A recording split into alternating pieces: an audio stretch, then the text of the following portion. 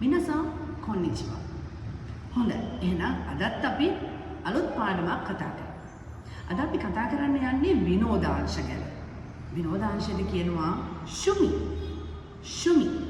ඉතින් කාගෙන් හරි එයාගේ විනෝදාංශය මොකක්ද කියලා අහනවා නම් ශුමිවා නන්දෙස්කා ශුමිවා නන්දෙස්කා කියලා අහන්නට පුළුවන්.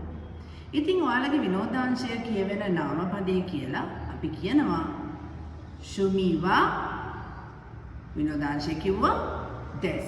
ශුමිවා විනෝදාංශය හඳුන්වන නාමපදේ කිව්වා දෙස්.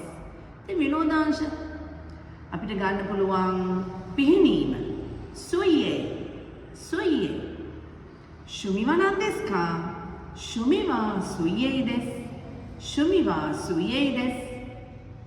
පොත් කියවීමට කියනවා දොකුෂෝ දොකුෂෝ ශුමිවා නන්දෙස්කා ශුමිවා දොකුෂෝ දෙස් ශුමිවා දොකුෂෝ දෙස්.